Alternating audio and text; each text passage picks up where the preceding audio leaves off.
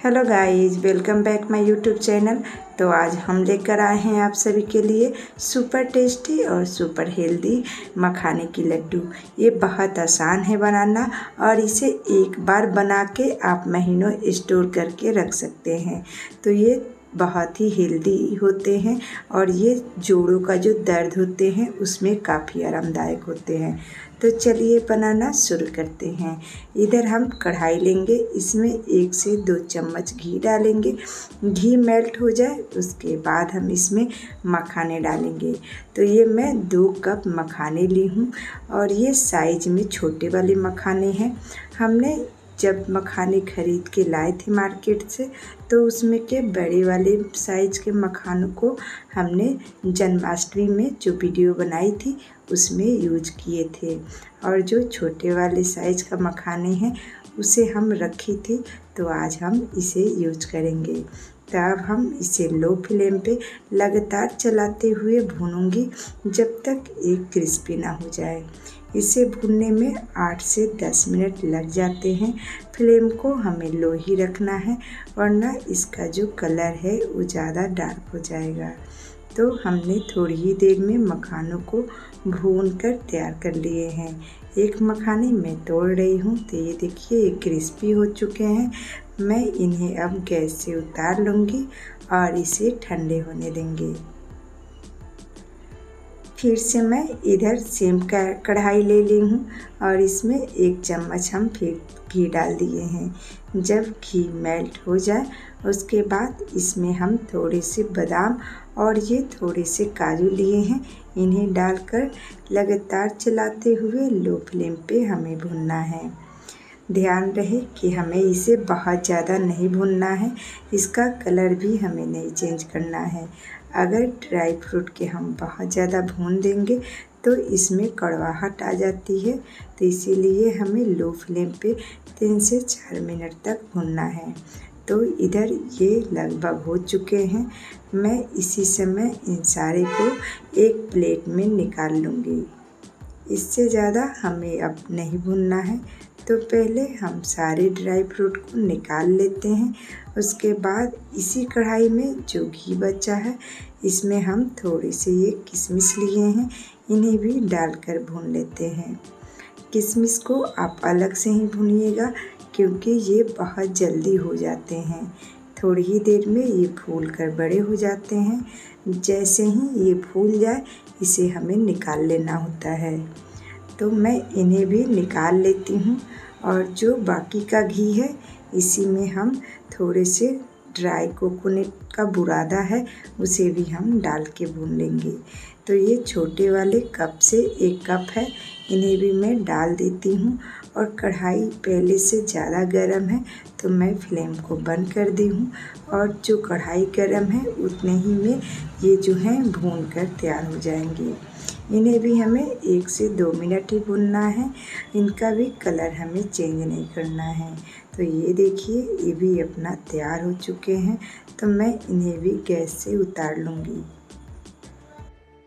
अब जो मखाने हमने भून के रखे थे वो ठंडे हो चुके थे, तो हमने इन्हें दरदरा पीस लिए हैं और इसके जो चंक्स है वो थोड़े बहुत से हम रहने दिए हैं, तभी तो ये खाने में मज़ा आते हैं।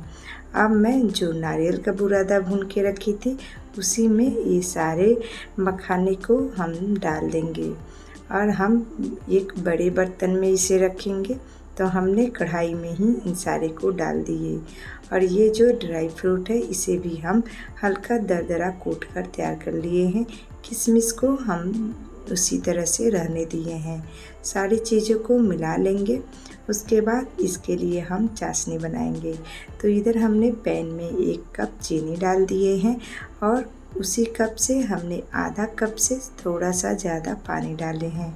अब हम गैस को ऑन करेंगे और इसे चलाते हुए चीनी को पहले मेल्ट होने देंगे। थोड़ी ही देर में चीनी हमारा मेल्ट होना शुरू हो चुका है। चीनी मेल्ट होने में ज़्यादा समय नहीं लेती है, तो इधर चीनी लगभग मेल्ट हो चुकी है। अब हम फ्लेम को मीडियम करेंगे।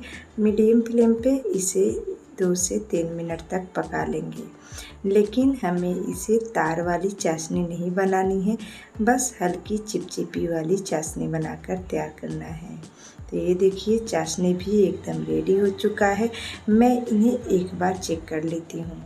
ये देखिए ये हल्की चिपचिपी चाशनी बनी है। अब हम गैस को बंद करेंगे और जो मिश्रण हम तैयार करे हैं उसी में हम सारे को डालेंगे। तो एक बार में हमें सारे चाशनी को नहीं डालनी है। ये मैं आधा चाशनी डाल दी हूँ और आधा को हम साइड में रख देंगे और पहले अच्छे से इसे मिलाकर देखेंगे। नहीं तो ज़्यादा चाशनी रहती है तो जो मिश्रण है वो गीला गीला सा हो जाता है। तो मैं थोड़े थोड़े से चाशनी को डालते जा रही हूँ और मिश्रण को मिलाते जा रही हूँ। तो हमने 3 बार में ही सारे चाशनी को डाल दिए हैं। ये जो चाशनी हम बना कर तैयार करी थी वो सारी चाशनी इसमें लग चुकी है।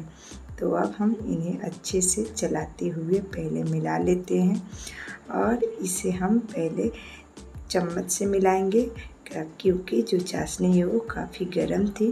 थोड़ी देर बाद मैं इसे हाथों से इस तरह से रगड़ते हुए मिला दे रही हूँ ताकि सारी मिश्रण में अच्छे से चाशनी मिलजुल जाए। अब हम इसका लड्डू बनाकर तैयार करेंगे। तो मिश्रण हल्का हल्का गर्म रहे तभी हमें लड्डू बनाते जाना है, वरना जब ये ठंडा हो जाएगा तो बंधेगा ही नहीं। तो अभी ये हल्का हल्का गर्म है, मैं लड्डू बनाना शुरू कर दी हूँ। लेकिन बीच में अगर मिश्रण ठंडा पड़ जाए तो हमें कढ़ाई को एक बार फिर से चूल्हे पे रख के थोड़ी देर के लिए चलाते हुए इसे गर्म करना है और फिर से हम लड्डू बनाना शुरू करेंगे। तो इसी तरह से हम लड्डू को पहले बनाकर तैयार कर लेते हैं और ये जो लड्डू है ये काफ़ी स्वादिष्ट और टेस्टी लगते हैं और मखाने तो गुड़ों का खाना होता है। इसे आप जोड़ों का दर्द में खा सकते हैं, काफ़ी आराम देता है। तो हमने इसी तरह करते हुए सारे लड्डू को बनाकर तैयार कर लिए हैं। देखने से ही कितना लाजवाब और टेस्टी लग रहा है। इसे आप महीनों स्टोर कर सकते हैं, किसी भी डब्बे या जार में भर के रख दीजिएगा।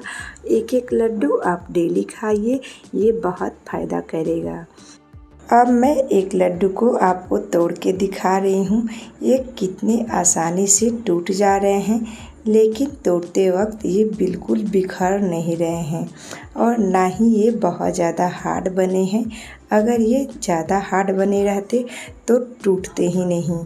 तो हमने इस तरह से लड्डू को एकदम परफेक्ट बनाकर तैयार किया है।